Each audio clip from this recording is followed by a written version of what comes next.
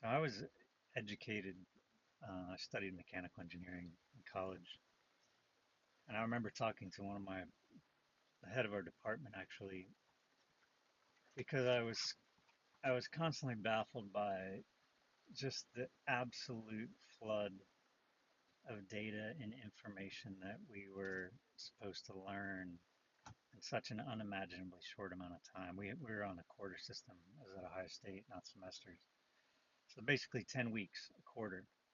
So you would take a, thermodynamics class and you would just be flooded with an ungodly amount of information in a matter of weeks and expected to absorb it, learn it, and be able to solve these very complex problems.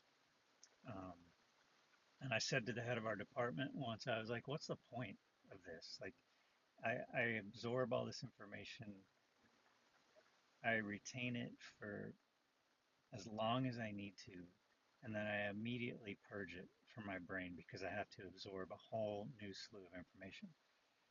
And he said that the point was to teach us to solve problems, to be able to solve problems. And I was like, oh, okay, that kind of makes sense to me. So as I sit here in this situation we're in this country, my problem solver brain is just constantly activated. Like, what can we do? What can we do? How can we solve this problem? We have an authoritarian white Christian nationalist oligarch takeover of our government. It was fueled by propaganda for 10 years of Fox News and a population that's asleep at the wheel and all this kind of stuff. Like, how can we solve this problem? And I think this problem went into overdrive with Citizens United. And when we just opened the door for corporations and oligarchs to basically buy elections and buy politicians. And Congress and their insider trading, they're never going to change any of that from the inside out. So how can we change that? And I kind of think of like, what's a simple solution? Well, one simple solution would be for the population to wake up enough to the point where we start electing our own officials.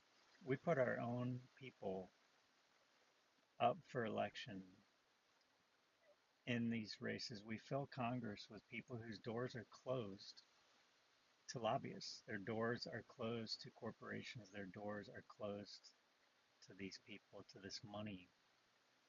And we vote and we participate in elections in such a way that we only vote for the people whose doors are closed to lobbyists and to big money.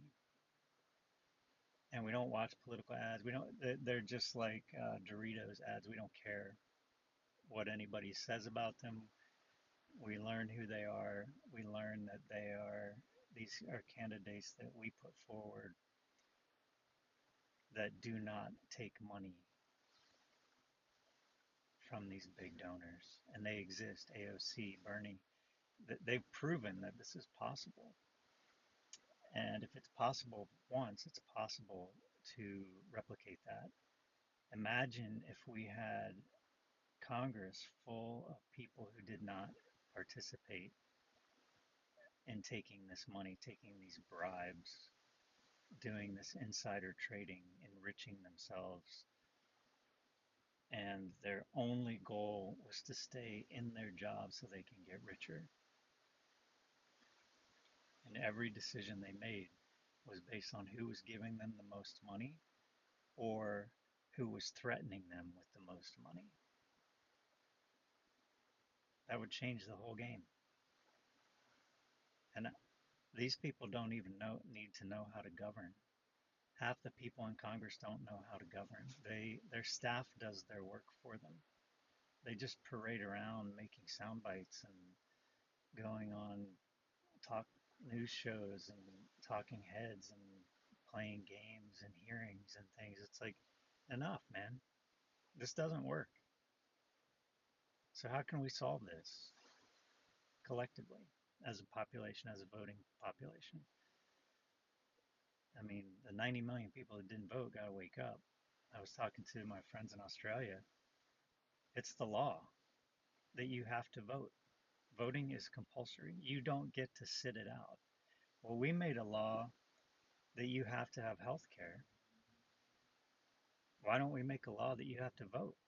You have to participate in this process because you live here and you benefit from this process. I feel like Thorne Bradley right now.